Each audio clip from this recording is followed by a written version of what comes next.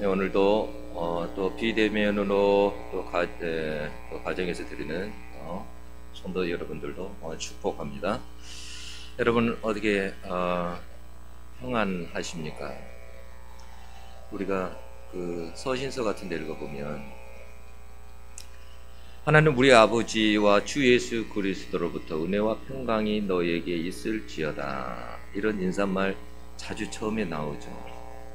바울 사도가 이렇게 교회들에게 편지를 쓸 때 제일 앞쪽에 제일 1장 같은 데 이렇게 보면 항상 첫머리에 그런 글이 써 있어요. 저도 자주 쓰는 것 중에 하나예요. 당신의 가정에 은혜와 평강이 함께하기를 원합니다. 기도합니다. 이런 구절이에요. 이게 뭐 골로새서, 에베소서, 빌레몬도 쉽게 우리가 볼 수 있습니다. 또 이런 단어가 정말 많이 나옵니다. 저는 성경을 볼 때 그래서 이것은 그냥 바울 사도가 인사 차원에서 그렇게 하는가 보다 이렇게 생각을 했는데, 인생을 조금 살아보니까 이 말처럼 귀한 말이 없는 것 같아요. 우리 옆 사람에게 한번 인사 한번 해볼까요? 은혜와 평강이 당신에게 넘치기를 축복합니다.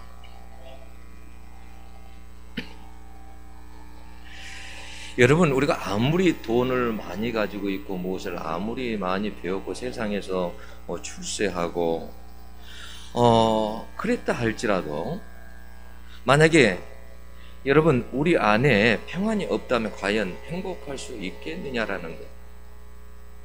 우리가 성경에 보면 사무엘상 16장에 보면 초대왕, 이스라엘 초대왕 사울왕이 나오죠.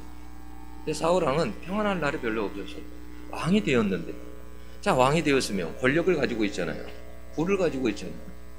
모든 걸 다 가지고 있는 거 아니에요. 근데 그 마음속에는 항상 평안하지 않았어요. 왜요? 다윗 때문에.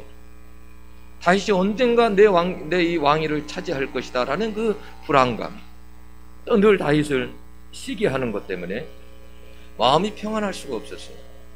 그래서 성경에 보면 악신이 들어와서 그를 괴롭혔다라고 했어요. 그러니까 항상 마음에 평안할 날이 없는 거예요. 사람에게 때로는 물질도 필요하지만 마음에 평안이 있어야 하겠구나라는 생각이 들었어요. 그런데 여러분, 많은 사람들이 의외로 평안을 누리지 못하고 그렇게 살아가요. 우리나라가 잘 살잖아요. 여러분, 옛날에 비하면 우리가 얼마나 잘 살게 되었습니까? 여러분, 외국에 한번 가보면 알지만, 여러분들이 선진국에 가든 후진국을 가든 가보면 우리나라가 얼마나 잘 살게 됐나라는 걸 알게 돼요. 한국 사람들 너무너무 잘 살게 돼 있어요. 그런데 이상하죠. 잘 살게 되면 마음도 평안해야 되고 그래야 되잖아요. 그죠? 그런데 결코 그렇지 않다라는 거예요. 오히려 못 사는 나라들이 오히려 더 행복 지수가 더 높아요. 가면 그들이 더 많이 얼굴 보면요, 그들이 살아 있어요. 생기가 있어요. 행복하게 보여요. 우리는 근데 너무나 많은 것을 가지고 있는데도 불구하고 마음에 평안이 없어요. 아이들도 공부에 지쳐서 평안이 없고 부모들도 평안이 없어요. 걱정과 근심과 두려움과 분노, 불평과 원망, 염려에 눌려서 그렇게 살아가요. 그 법륜스님의 책 행복 중에서 그러한 내용이 나와요. 사람들은 그러니까 되돌릴 수 없는 과거를 막 붙잡고 살아가. 과거를 생각해. 그리고 앞으로 오지도 않는, 일어나지도 않을 그 미래에 대한 그런 일들을 가지고 걱정하고 막 불안해.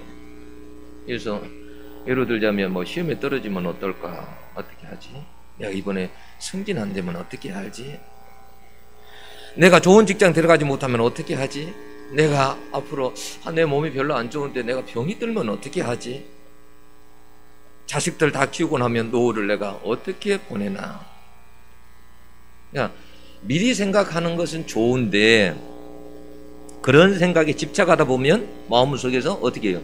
불안하고 초조해진다는 거예요.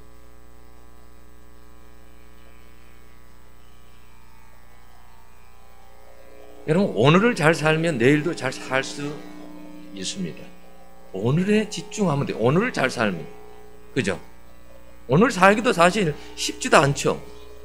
오늘을 잘 살면 내일도 잘 살 수 있는 거예요.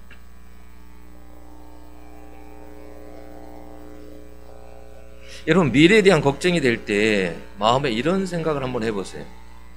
예수님이 마태복음에서 산상순회에서 말씀하셨듯이, 자, 자연에 보면 모든 것이 있습니다. 식물들이 있고 나무들이 자라고 새가 날아가고 동물들이 있고. 근데 하나님께서 뭐라고 하냐면, 얘들아, 내가 자 자연에 있는 모든 것들을 내가 만들고 끝난 것이 아니라 내가 다 먹이고 입히지 않니? 그런데 하물며 너희들은 새들보다도 그 어떤 것보다도 존귀한 자들 아니냐? 내 아들 딸들 아니냐? 내가 세상에 그 자연에 있는 모든 것들도 입히는데 너희들은 새들이 내일 무엇을 먹을까 고민하고 그렇게 잠을 설쳐대고 못 자는 거 보았냐? 내가 다 입히고 입히지 않느냐? 근데 하물며 너희들을 내가 먹이고 입히지 내가 않을 것 같느냐? 그래, 하나님께서 모든 것을 다 먹이고 입히시는데 왜 나를 하나님께서 그렇게 살지 못하게 하겠어? 그래, 하나님의 날 인도하실 거야. 날 죽이시겠어? 내일 일에 내일 하면 되지. 이런 생각하면 마음이 좀 편해지잖아요. 어떤 사람은요, 사람 앞에서 말을 하려고 하면 불안한 사람이에요. 더듬거려. 그래서 면접 시험을 보면 매번 가고 면접 시험에 떨어지는 거예요. 그 마음속에 얼마나 그 불안함, 두려움이 있겠어요. 얼마나 자괴감이 들겠어요. 근데 여러분, 마음에, 내 그 불안한 마음에 믿음을 실어서 한번 그렇게 이야기해보면 어떠냐는 거예요. 그래, 내가 너무 완벽할 필요는 없지. 난 사람이거든. 당연히 내가 면접 볼 때는 다 떨리는데 나는 조금 더 떨릴 뿐이야. 조금 떤다고 뭐 무슨 일이 얼마나 일어나겠어? 그래, 나는 점점 더 잘할 수밖에 없어. 그래, 나는 한 번 안 되면 두 번 안 돼, 세 번 하면 되지. 쉽게 하다 보면 성공할 때가 있겠지. 제가 교육전사 시절에 그 교회, 화곡동 이제 은성교회를 제가 다녔는데, 그때 우리 그 전사님 한 분이 굉장히 말 더듬이, 말을 하려고 하면 이상하게 더더더더 이렇게 뜨뜨뜨뜨뜨뜨 이렇게 말을 꼭 더듬어요. 그러니까 그분은 그것이 얼마나 큰 짐이었겠어요.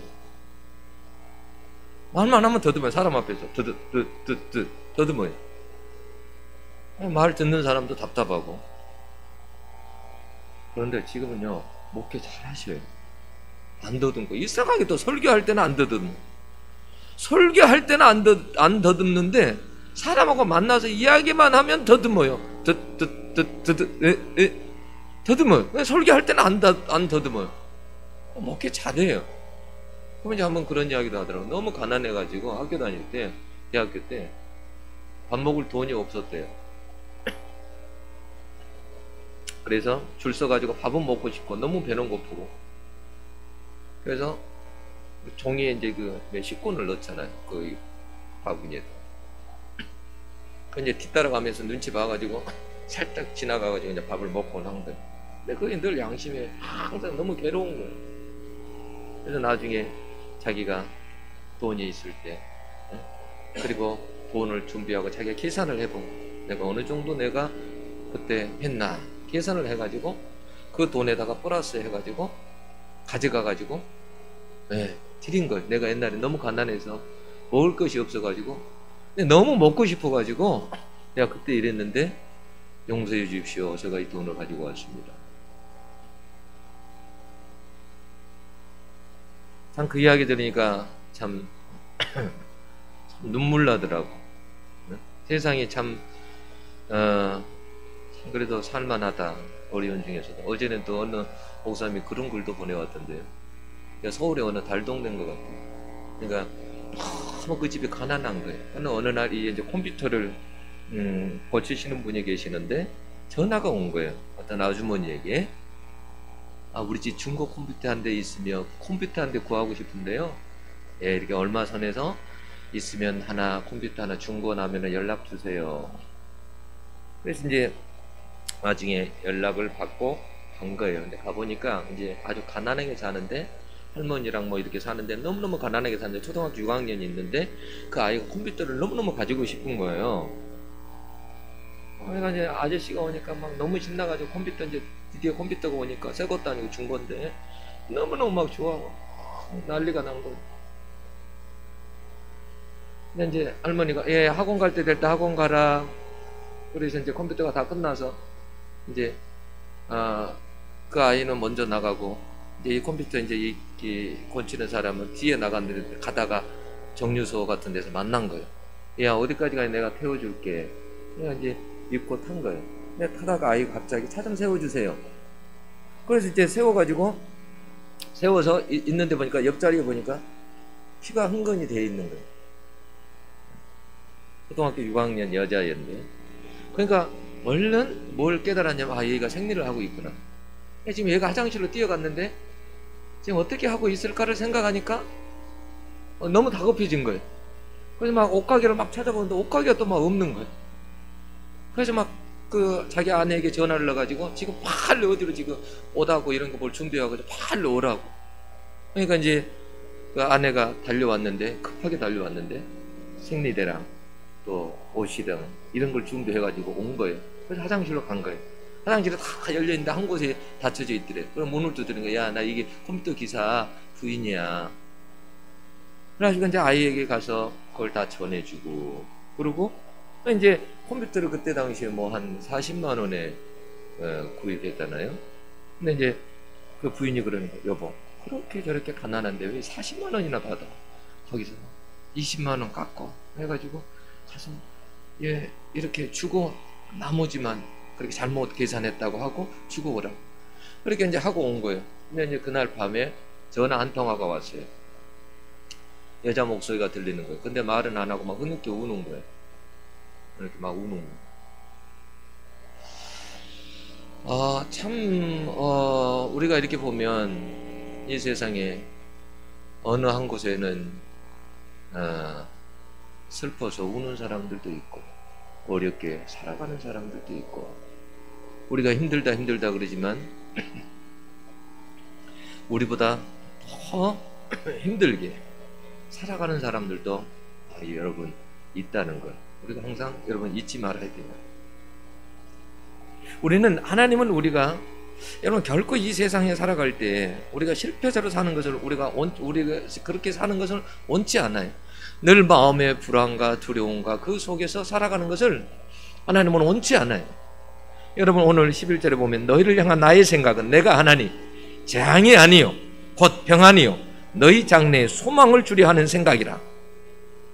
여러분 바벨론 포로로 끌려와서 생활하는데 무슨 평안이 있겠습니까? 재앙이지. 네? 고향을 떠나서 고향은 다 하게 되고 돌아갈 수도 없는 그 먼 길 와서 그 타향에서 살게 될 때 그게 무슨 어떻게 그곳에서 사람이 평안할 수 있겠어요? 그건 재앙이지. 오늘이 너무너무 힘든 거예요, 그들에게는. 그런데 7절에 하나님께서 뭐라고 하시냐면 얘들아 너희들은 그 성읍의 평화를 위해서 기도하라 이렇게 말씀해요. 그래야 너희가 평안하지 않겠느냐는 거예요. 여러분 지금 내가 지금 오늘 살아가는 것도 너무 버겁고 너무 힘든데 하나님은 근데 그런 상황 속에서도 너희들이 어디 있든지 평안하기를 원한다는 거예요. 평안하라는 거예요.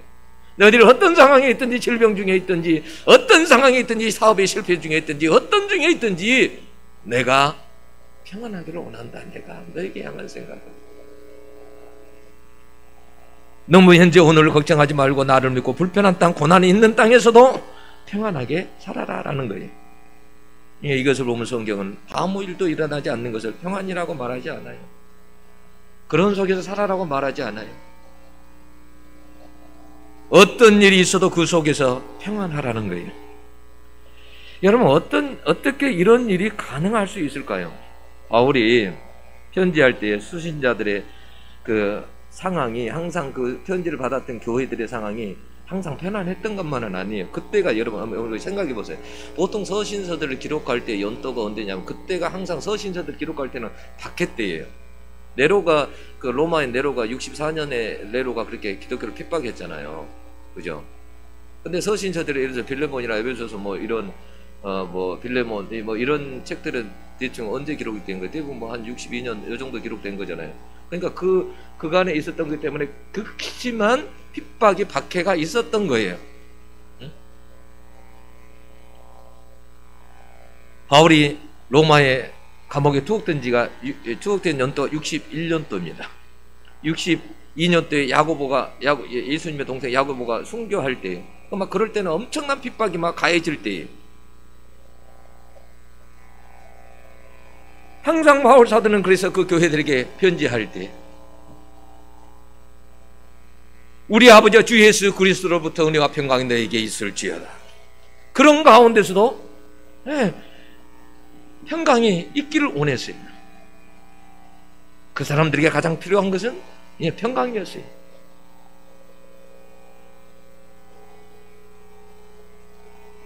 어떻게 그런 상황 속에서 어떻게 과연 평강을 누릴 수 있느냐는 거예요.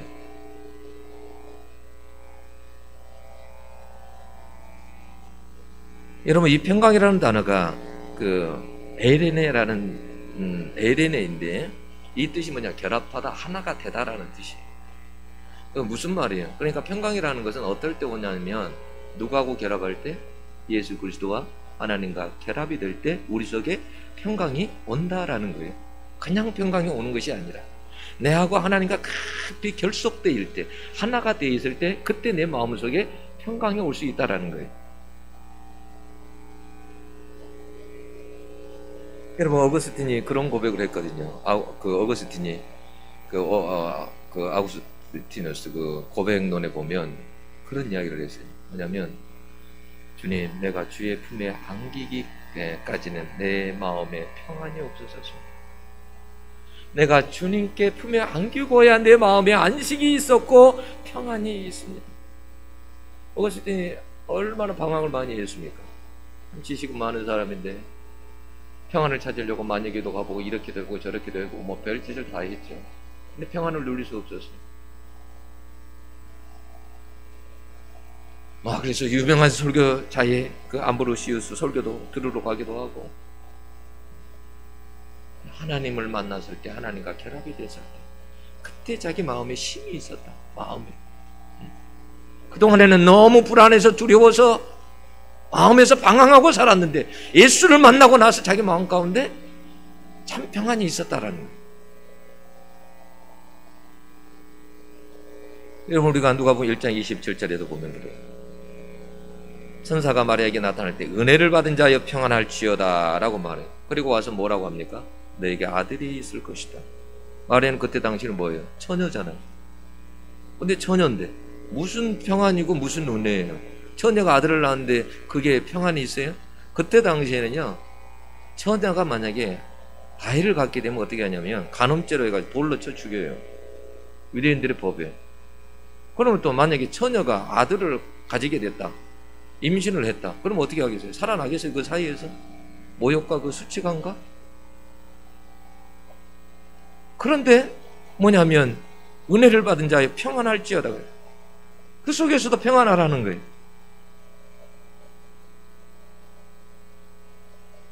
어떻게 마리아가 평안할 수 있을까요? 그럼 마음은 평안했어요. 남들이 돌로 칠지도 모르는데.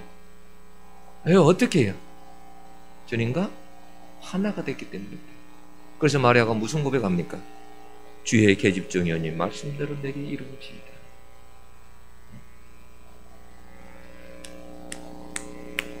주님께, 하나님께 대한 그 믿음이 있기 때문에 그 마음속에 평안이 있을 수 있는 거예요.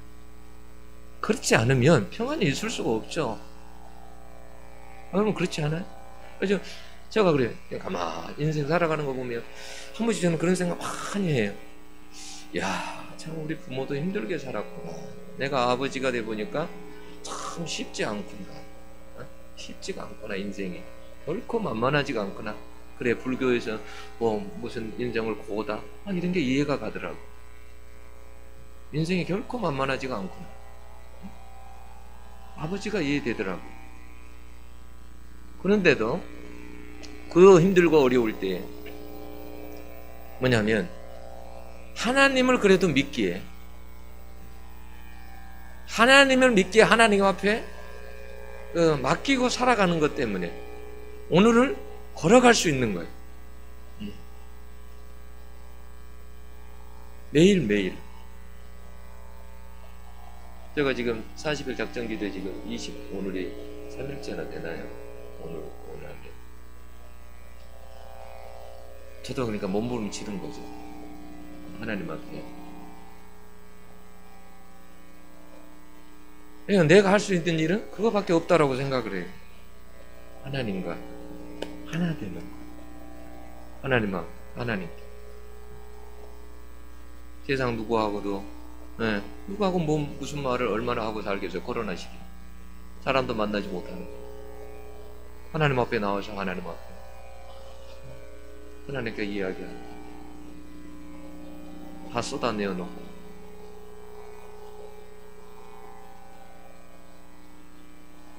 여러분, 하나님께 굳게 붙어 있으면 불안과 근심과 두려움과 걱정이 사라집니다. 여러분, 기도하는데 그래, 마음속에서 아들아, 죽으면 죽으리라. 마음을 줘요. 그래서 원래는 죽으면 죽으리라로 이번 주에 설교를 하려고 한 거예요. 근데 기도하다가 이 말씀을 주셔서 이 말씀을 오늘 하고 다음 주는 그걸로 해야 되겠구나, 이런 생각을 하게 됩니다. 아들아, 무엇을 걱정하냐? 죽으면 죽으리다. 그런 마음 먹으니까 그래요. 그런 마음 먹으니까 그렇게 두려울 게 별로 없어요.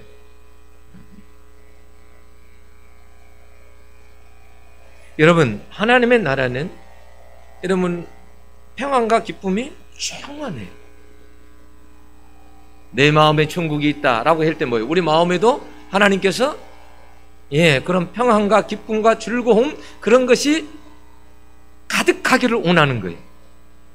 하나님 나라는 어떤 나라예요? 가보면 하나님 나라는 불안하거나 두렵거나 근심이 있거나 염려가 이런 거 없죠. 눈물도 없죠. 평안이죠. 기쁨이죠. 즐거움이죠. 그것을 우리에게 주시기를 원하는 거예요. 우리 마음 가운데. 천국은 뭐예요? 침 나는 자의 것이다 그랬잖아요. 그죠? 우리가 그러니까 우리 마음에 그런 평안이 어떻게 오느냐는 거예요. 우리가 가만히 있으면 평안이 과연 오느냐는 거예요. 마음에. 그렇지 않아요. 우리는 여러분 어떤 어려운 문제가 닥치면, 상황이 닥치면 우리는 그것을 완벽하게 처리할 수 있는 능력이 우리 안에 없어요. 우리가 보면 할 수 있는 것도 많이 있지만 인생을 살다 보면 내 힘으로 안 되는 일들이 너무 많다라는 것을 알게 돼요. 하나님이 그것을 여러분 아세요. 그래서 너 힘으로 안 되는 일이 일어날 때 12절에 뭐라고 합니까? 너는 내게 와서 부르짖고 기도하라는 거예요. 내게 와서 부르짖고 기도하고 전심으로 나를 향해서 기도하면 내가 듣겠다. 나에게 맡기고 너는 온 힘을 다해 기도만 하라는 거예요. 여러분, 가장 어리석은 인간은 자기가 해결할 수 없음에도 불구하고 자기가 해결하려고 하는 거예요. 하나님 앞에 나오지 않아.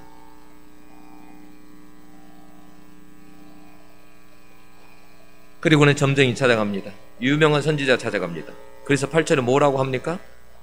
너희 중에 있는 선지자에게와 점쟁이에게 미혹되지 말며 너희가 꾼 꿈도 고지 듣고 믿지 말라 그래. 사람들이 힘들어지면 어떻게 해요? 점쟁이 찾아가려고 그러거든요. 당장 하나님께서 뭐라고 말씀 안 하시니까. 지금 내 문제가 급해 죽겠는데. 그래서 당장 점쟁이를 찾아가요. 그리고 유명한 선지자가 어디 있나 생각해가지고 그 유명한 선지자를 찾아가서 음성을 들으려고 그래요.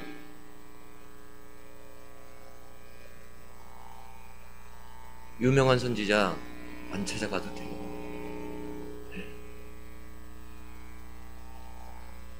그래서 어려움이 오면 사람이 넘어지기 쉽고 미혹되기가 쉽습니다. 여러분, 유명한 선지자라고 하나님이 그 입에 말을 다 주는 것이 아닙니다. 뭐라고 합니까? 내가 그들을 보내지 아니했다. 그들에게 다시 말하면 하나님께서 말을 주지 아니했다라는 거예요. 여러분, 꿈도 너무 믿으면 안 돼. 여러분, 신천지가 사람은 그렇게 미혹하지 않습니까? 아, 내가 어제 저녁에 내가 당신을 꿈속에 봤는데 당신이 방황하고 당신이 힘들어하는 것을 봤다고. 그래서 하나님께 나에게 가서 이렇게 말씀해 주라고 그랬다고. 사람을 낚잖아요. 그래서 사람 어려울 때는 어떻게 해요? 그런 말 들으면 퐁당 빠지잖아요. 그죠? 여러분, 제일 좋은 방법이 뭔지 압니까? 내가 하나님께 직접 나가서 부르짖고 기도하고 응답받는 거예요. 내 눈물과 내 땀과 부르짖음이 있어야 하는 거예요. 여러분, 하나님이 약속한 것이 뭐예요? 기도하면 내가 듣겠다라는 거예요. 그리고 나를 찾으면 나를 만나리라라고 했어요. 여러분, 한번 봅시다. 자, 높은 사람 만나는 것도 쉬워요? 어려워요? 단계를 다 거쳐요. 높은 사람 만나러, 만약에 제가 예를 들어서 내가 지금 국무총리 좀 만나러 가야지. 그래서 그럼 어디로 가면 될까? 국무총리가 어디가 있지? 그런다고 해서 국무총리를 만날 수 있습니까? 만날 수 있는 게 아니에요. 하나님도 여러분 그래요. 하나님 왜 전심으로 너희들은 나를 찾아라, 왜 부르짖고 기도하라라고 하는 거예요. 여러분, 그런 거 없이 하나님을 물론 쉽게 만날 수도 있죠. 하나님께서 은혜로 우리를 국률이 여기셔서 우리를 찾아오실 수도 있고 그럴 수도 있죠. 그러나 어려움이 오면 하나님 앞에 내가 부르짖고 내가 눈물을 흘리고 내가 하나님 앞에 기도해야 되는 거예요.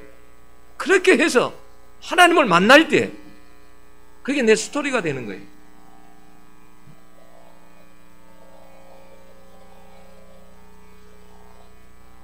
내가 내 문제를 놓고 기도하고 응답받아야 돼요.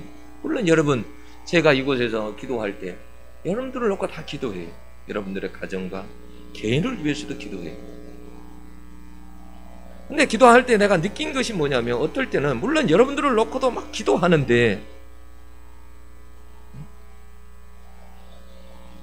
어떤 내 나름대로는 간절히 하나님 앞에 기도한다고 하지만, 그러나 여러분, 내가 내 자신을 놓고 기도할 때하고 똑같을까요? 그리고 좀 틀릴까요? 그래서 조금 다르겠죠. 그렇지 않겠어요? 여러분의 문제는 여러분이 제일 잘하는 거예요. 여러분의 문제, 이런 문제는 나보다도 여러분이 더 잘하는 거예요. 그 문제 속에서 하나님 앞에 나가서 여러분이 기도할 수 있어야 되는 거예요. 남이 기도해 주는 것도 중요하죠. 내가 기도해야 되는 거예요. 여러분, 찬송가 200 그 전에 찬송가에 보면은 예수로 나의 구주 삼고 이 우리형 가사가 있잖아요. 가사가 거기 보면 뭐라고 되어 있습니까?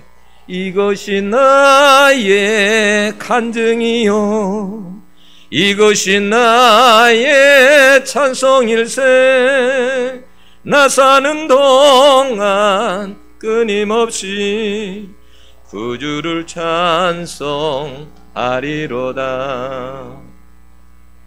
여러분, 그렇게 해서 주님을 부르짖고 만나고 그랬을 때 그것이 뭐예요? 나의 간증이 되는 거예요. 네? 나의 간증. 내가 하나님을 만났던, 내 어려움 속에서 하나님을 만났던 그 간증. 저는 지금 책을 쓰려고 내용을 거의 한 75%까지는 제가 책을 다 써놨어요. 어느 정도. 목차도 이미 나머지 쓸 것도 다 정해져 있어요. 아직 내고 싶지 않아요. 제가 어제도 그랬어요. 하나님이 내라 그러면 제가 내고, 하지 말라 그러면 제가 안 하겠습니다. 가라 그러면 가고, 가지 말라 그러면 안 가고. 하나님이 때를 주시면 알아서 하나님 하겠습니다. 저 자신의 형편을 보니까 책은 낼 때가 아니야. 아직 내가 보니까. 그래서 내가 이 기간 동안에 하나님 앞에, 지금은 내가 엎드려서 하나님 앞에 기도할 때다. 그래서 내 마음속에 그런 마음으로 간절해요. 하나님을 만나고 싶은 마음, 하나님 앞에 막 기도하고 싶은 마음, 매달리고 싶은 마음, 그런 마음이 많아요. 내 간증이 여러분 있어야 돼요. 여러분 사마리아 여인이 여러분 예수님 만났을 때 어땠어요? 그 삶이 얼마나 복잡했습니까? 무슨 세상에 재미가 있습니까? 여러분 생각해 보세요. 그 가정 형편을 생각해 보세요. 무슨 재미가 있겠냐고요. 그런데 그 강물가에서 예수님 만나고 나서 그 마음이 완전히 기쁨으로 즐거움으로 충만합니다. 가서 마을 사람들에게 뛰어가서 뭐라고 합니까? 내가 메시아를 만났다. 와서 봐라. 내 말을 들어봐라. 내 간증이 있잖아요. 바울 사도가 여러분 예수님을 만나잖아요. 예수님 만나 주시죠. 그러고 나서 어떻게 하던가요? 완전 변합니다. 항상 그래서 그는 설교할 때, 전도할 때, 복음 전도할 때 간증하죠. 나같이 부족한 자에게도 예수 그리스도가 나를 만나 주셨다. 주님이 나에게 이렇게 말씀하셨다. 간증이 있는 거예요. 어려움이 있는 것은 하나님께서 부르짖으라는 거예요. 어려움. 자, 이런 생각해 보세요. 개가 도둑이 왔는데 가만히 있어요. 그러면 그 개는 어떻게 해야 돼요? 여러분 도둑이 왔는데도 짖지도 않아. 도둑이 오면 위험한 도둑이 오면 짖어야 되잖아요. 그죠? 그래서 주인을 깨워야 되고 그잖아요. 우리에게도 어떤 어려움이 오면 우리가 어려움이 오면 가만히 있는 것이 아니라 하나님께서 우리에게 신호를 주는 거예요. 너 지금 기도할 때야. 여러분 구약성경 야고보에게 그러지 않습니까? 너 베들로 올라가라. 어려움이 당할 때. 어려움이 오면 신호는 뭐냐면 하나님 앞에 기도하라는 사인이에요. 기도하라. 이건 반드시 회복하는 때가 있어요. 유대인들의 70년이 너무 긴 시간입니다. 그러나 하나님의 생각은 달라요. 70년을 다 채우십니다. 너무 힘들지 않을까? 근데 하나님 뭐라고 해? 걱정하지 마. 그 기간 너무 길게 느껴지지. 그 기간 동안 내가 돌아볼 거야. 너와 함께 할 것이야. 걱정하지 마. 우리가 어떨 때 어려움이 오면 내가 어떻게 이 시기를 보낼 수 있을까? 이 시간을 어떻게 내가 보낼 수 있을까? 내 인생은 왜 이렇게 힘들까? 이런 생각하죠. 근데 하나님이 그럴 때마다 뭐라고 그래요? 걱정하지 마. 내가 어려울 때도 너와 함께 있었어. 내가 불 가운데도 물 가운데도 널 지킬 테니까 너무 걱정하지 마.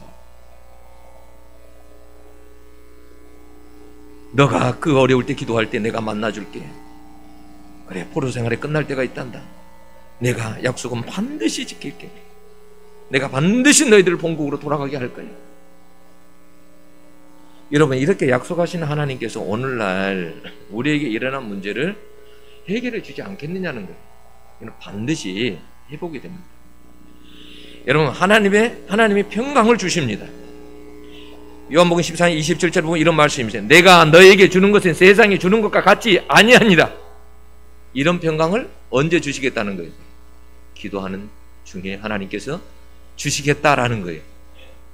그래서 여러분, 빌립보서 4장 6절 7절에 보면 이런 말씀이 있습니다. 아무것도 염려하지 말고 다만 모든 일에 기도와 간구로 너희 구할 것을 감사함으로 하나님께 하리라. 그리하면 모든 지각에 뛰어난 하나님의 평강이 그리스도 예수 안에서 너희 마음과 생각을 지키시리라 그랬어요. 이번에 시편 4편을 보면 다윗이 그때 그 시가 압살롬 자기 아들이 반란을 일으켰어요. 반란을 일으켜가지고 도망간 거예요. 그래서 지금 다윗이 도망가니까 어떻게 해요? 어떻게 하면 다윗을 찾을 수 있을까? 어떻게 하면 다윗을 죽일 수 있을까? 그래서 그 대적자들이 다윗의 목숨을 찾고 있을 때예요. 근데 그때 다윗이 무슨 고백을 한지 아십니까? 그때 다윗이 하나님 앞에 부르짖고 기도했습니다. 하나님이 그때 말씀을 너가 부르짖으면 내가 응답할게. 걱정하지 마. 다윗이 그때 이런 고백을 합니다. 제가 공동 번역으로 한번 읽어드릴게요. 누운 즉 마음이 편하고 단잠에 잠기오니 야훼여 내가 이렇듯 안심하는 것은 다만 당신 덕이옵니다. 여러분, 지금 대적들이 자기 목숨을 찾고 있는데 그 와중에 어떻게 잠이 옵니까? 어떻게 평안합니까? 그런데 하나님 앞에 부르짖고 기도했더니 하나님께서 어떻게 해요? 단잠을 주시더라. 이게 다 하나님 덕이라는 거예요. 그 곤란한 중에 하나님께 주신 기쁨이 세상 사람들이 농사지어서 소출돼 가지고 포도 농사에서 포도 얻고 곡식 얻는 그 얻는 기쁨보다도, 어떤 것보다도, 주식에서 얻는 그 어떤 것보다도 더 기뻤다라는 거예요. 하나님께 주신 기쁨이.